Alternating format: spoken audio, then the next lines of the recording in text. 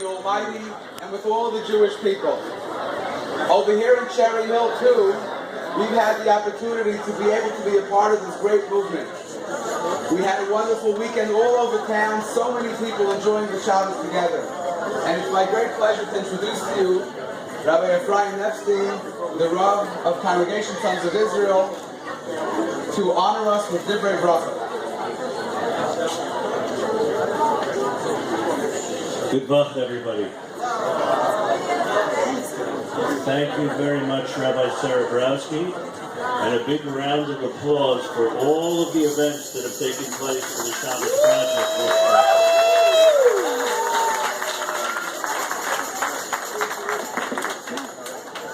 year. The late, great Rav Meir Shapiro, who was the architect of the Daf Yomi, came to the United States, and he visited, and when he went back to Europe, they asked him, what do you think about American Jews? And at that time he said, they know how to make Kiddush, but they don't know how to make Havdalah. Tonight, we're going to show Rav Meir of blessed memory that we know how to make Havdalah too.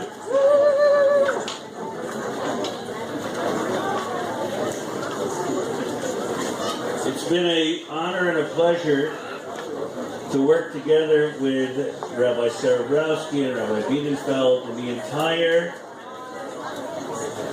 Shabbos Project community. Before I introduce Rabbi Becher, I'd like to share with you that there was an outreach camp. If I could have your attention for a second. There was a summer program with a whole slew of college students from Ivy League universities that came for a full 4-week program. And there were classes all day. And all night they had beautiful singing. And there was wonderful rabbanim, wonderful teachers from all over the world that came. And there were a couple of students that really were beginning to enjoy things. But there were a couple of people that weren't getting into it.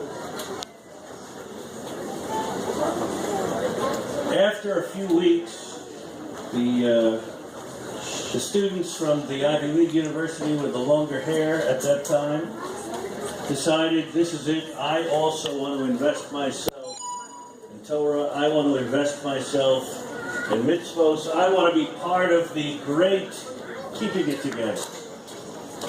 So the leaders of the program, as I look around the room, the leaders of the program went up to these students and said, what did it for you? Was it the Chumash classes, the Bible classes? And they said, no. They said, was it the unbelievable prayer sessions? They said, no. They said, what was it? They said it was the faces of the Shabbos children. When they saw the faces of the beautiful Shabbos children, they knew that they wanted to be a part of that which was greater than they were. I look around the room and I see a lot of beautiful Shabbos children.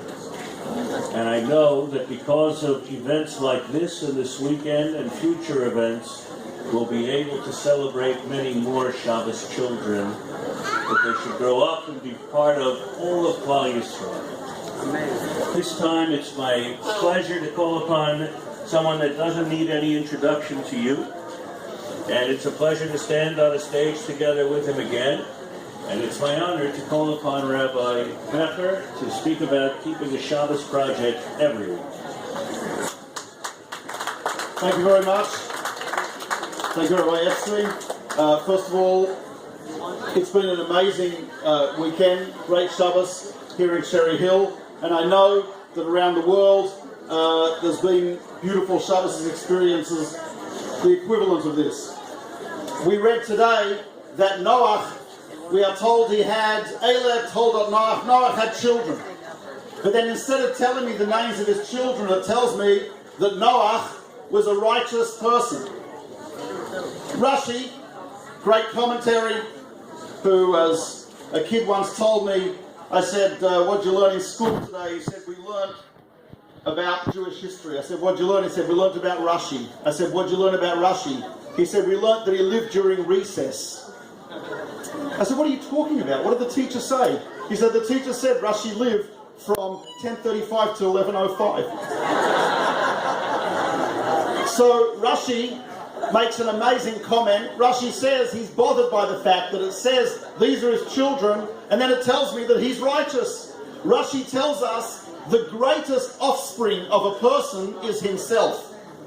Your greatest production, your greatest creation is yourself. Because when we do something, we create ourselves. When we keep Shabbos this week, we are actually giving birth to the people that we are next week. And when we keep Shabbos next week, we'll be giving birth to the people that we are the week after. In the immortal words of Reba McEntire, you are your own child, don't forget to be good. It's never too late to have a good childhood. No doubt she is referring to Rashi, that we actually are, so to speak, pregnant with our future selves, which explains my constant cravings, but we are pregnant with our future selves, and by what we do and commit to, we create who we will be, who our children will be, who our family who will be, who the Jewish people will be, and what the whole world will look like. One of the greatest gifts that God gave us, if not the greatest gift, is Shabbos. A time that we can focus a little bit on ourselves, our family, our souls, our spirituality, not worry about the Hansen Index and the Nikkei and all of that stuff. A time that we can free ourselves from our cell phones and our internet. A time that we can focus on spirituality, and a time that we can actually give birth to a different self, which hopefully will carry on into the week. And this should not be this is the beginning of the Shabbos project for the rest of our lives. Those of you who maybe have kept Shabbos for the first time have tasted a little bit, but this is not how it really is. We don't usually have 200 people in our house for Shabbos. Usually it's more like 100, 110. But usually it's a nice, beautiful, serene atmosphere, and it's something which is so beautiful to see, especially as Rabbi Epstein said, the Shabbos faces, but not just on the children, but on everyone. And we reluctantly let go of Shabbos afterwards, but we only let go of it for a few days, because we're going to already start preparing for next Shabbos on Wednesday, and the next Shabbos after that, and after that. And we do the beautiful Havdalah ceremony, which is the distinction and the sanctification of Shabbos. As we sanctify Shabbos at its beginning, we sanctify it at its end. And what are we going to do? We're going to have a cup of wine, which is going to overflow. Why? Because we want Shabbos to overflow into the week. The blessing of Shabbos overflowing into our week. And we're going to smell spices, because on Shabbos we have an elevated spirituality, an extra degree of soul, an extra degree of neshama. And when we lose that, we want to type of revive ourselves with a spiritual experience, smelling spices. And then finally we light candles. You've all got candles? So the candles are supposed to be 2 wicks. Your candles each have 1 wick. But when we get to the blessing over the candle, you will touch that wick to someone else's candle. So we will also not only pragmatically unify, but symbolically unify the Jewish people in that beautiful light. And then what we do is we look at our fingernails and look at the reflection of the light on our fingernails. That's a strange thing to do. Let me briefly explain. There's a fascinating midrash that says that Adam and Eve, before the sin, were covered in the substance of our fingernails. They're covered in it. What does that mean? I think it means that their entire body reflected divine light. Wherever you looked at Adam and Eve, you would see the light of God shining from them. After the sin, that was reduced. So now the only reflective part of our body is our fingernail. So we look at it with nostalgia. We look at it with nostalgia to a time when the entire human being reflected God's divine light. And through keeping Shabbos and through spreading the idea of Shabbos, we are also spreading the divine light that reflects and shines off every single human being. And when we look at our nails and we say, I could be a reflection of God's light, every single moment of life. But at the very least, I can do it every Shabbos and look at the end of Shabbos at that light reflected off our nails. We're going to now do Havdalah, and we're going to do a beautiful musical Havdalah. So please give your attention to Rabbi Serebrowski. Before we begin Havdalah, we have a very special young woman here with us tonight, and her name is Maya. And I'm going to ask Maya, along with her friend Emily, to come up on stage. Come up around the stairs. Maya has just observed her first Shabbat. And Maya, along with Emily, will be holding the candles up. And they'll hold the candles together as we get to the special blessing over the fire.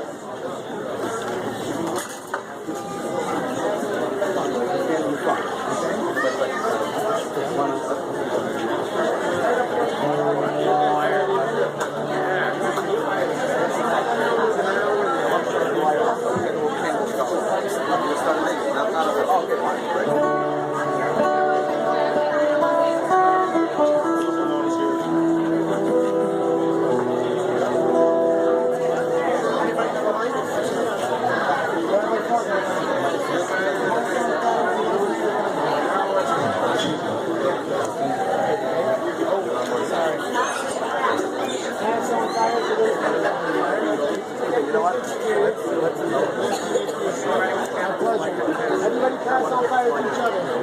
Everybody have fire.